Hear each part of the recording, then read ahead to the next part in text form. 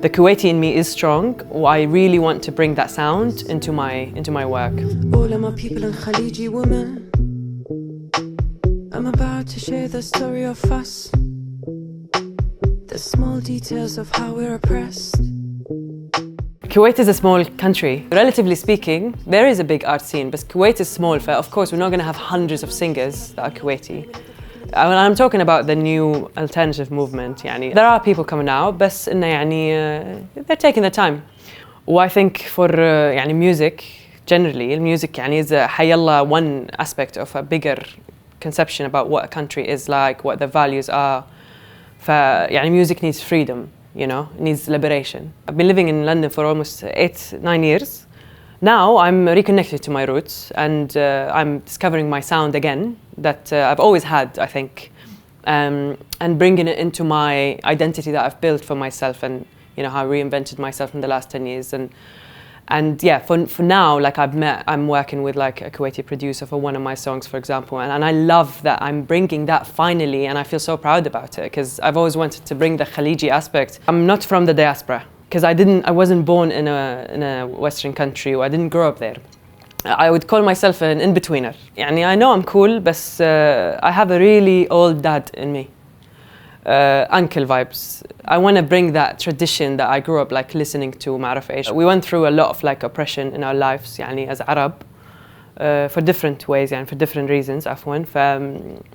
We are put in a place where we really have to ask ourselves this question: who the fuck I am? Identity isn't just a passport, isn't just where you were born. It's deeper than this, and there's a big movement right now, especially after the genocide. People wanting to connect to the roots, to the lands. We have big realizations now around who we are and what it means to be Arab generally, and what it means to be an Arabic singer.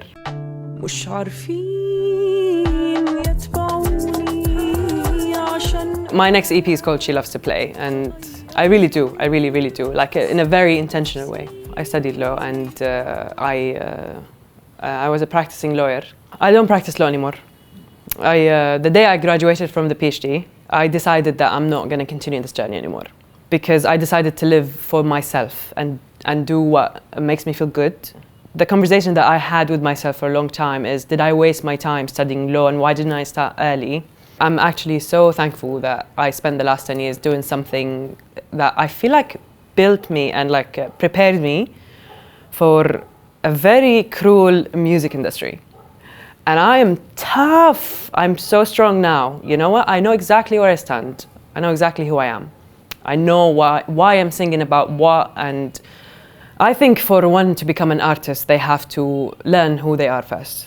And I think most of my process actually in the UK wasn't discovering my sound, was discovering myself. My journey, most of it was self-discovery, not a sound discovery. Because the sound was there, but I didn't know how I wanted to present it. I was a big fan of Haifa Wahbi. I listen to her a lot, and I love her song فيكي طعمي ومعنى وروح بابك على طول مفتوح, singing it from Masr actually. And then in my teenage years I started listening to like proper traditional singers like Kulthum, Abdul Halim, George Wassouf, stuff like that. And like I just grew up singing these songs. I was genuinely inspired by how Kulthum stand like on stage. It's great, like it's intimidating. I mean, she's a babe. Kulthum is great. I feel like if she was still alive, we'd be besties. So I was inspired by that, and I always wear glasses on stage. Usually I am always wearing glasses, and Kulthum obviously never took off her glasses. My first instrument that I learned was the guitar. I had a teacher called Muhammad. He's actually Masri, he's Egyptian. And I saved a lot of money and took these classes secretly because music was haram ويعني وtaboo بعرف إيش. I grew up listening to music secretly يعني without my father knowing. It was just a secret, like me and I'd just pay the driver, bribe him, and then don't tell anyone I'm going to the classes, stuff like that. I learned the guitar, and after once I learned, I'm jack of all trades, master of none. يعني when it comes to instruments, I don't specialize in any specific instrument. I'm a self-taught artist يعني when it comes to instruments. I took 10 classes with Dr. Muhammad, but after that I just taught myself the oud, I taught myself the piano, and on stage I'm either performing on the guitar or on the oud. But I feel like recently I've discovered that when I'm not holding an instrument, I feel freer on stage. So I haven't been performing with instruments a lot, but I do play on like 7 instruments. I collect instruments, like I used to collect instruments from all around the world. I don't like any effects on my sound, not even like a reverb or like what do you call it, like space or something like that. Just like me and my voice. I don't produce. I don't like production. I don't like the screen. But I write my music. I create the demos. This is my process. I write my music. I create the demos and send them. I like to convey the idea. I know exactly what I want in a sound, and then send it to producer and be like, please. Also like add your creative input as well. Yeah, so I need a producer who understand me, understand my sound, understand my vibe. I need them to understand me more than I understand myself sometimes. Like that would be my dream. I need someone to tell me, I see you and I'm gonna get things done and I got you. And I feel like only recently on my upcoming project that I found my people for the first time, and I صراحة very happy after like 3 years of looking for producer. I would shout out to Salim, who is a band member, a lead singer in a band called Galaxy Juice, Kuwaiti band. I'm sure you know them. He produced one of my songs called Hey Habibi, which is part of my first EP that I'm going to be releasing this year, inshallah. ستي زعلانة وما عادت تطبخ اليوم كيف بدها تطبخ من غير شجرة زيتون. I mean, my work is really like organic, and I don't feel like I fit into any of the boxes. Since releasing Small Details,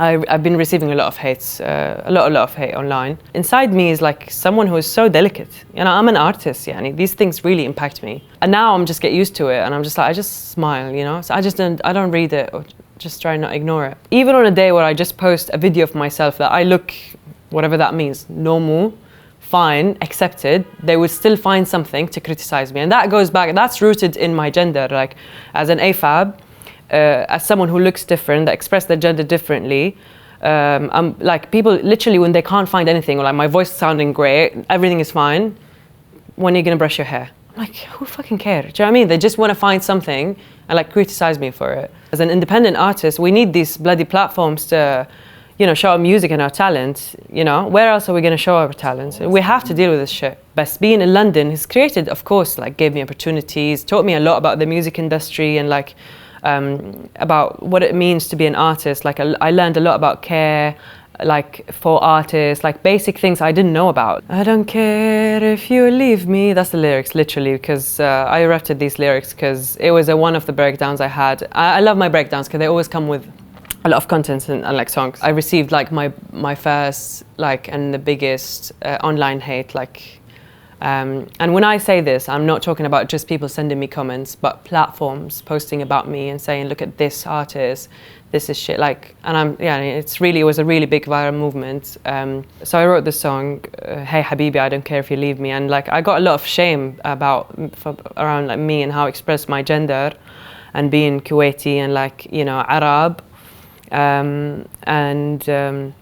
So the Hey Habibi is a song that basically about embracing my identity, and basically like I don't know how else to say it, but I'm just like basically saying to everyone, fuck you, I'm gonna do whatever I want. I'm Arab and I'm different and you're gonna have to accept it. I'm more Arab than ever, actually. Like I had the opportunity to actually understand the roots of my identity and who I am. But that song is about that, but it's a banger. It's a dancey song, literally. Every time I perform it, we're like literally dancing, and we always say, fuck the haters. Most of the time, creativity is natural, like it happens, but it's what comes after the song is the exhausting part, the managing, the production, the mixing, the sound, ما أعرف إيش.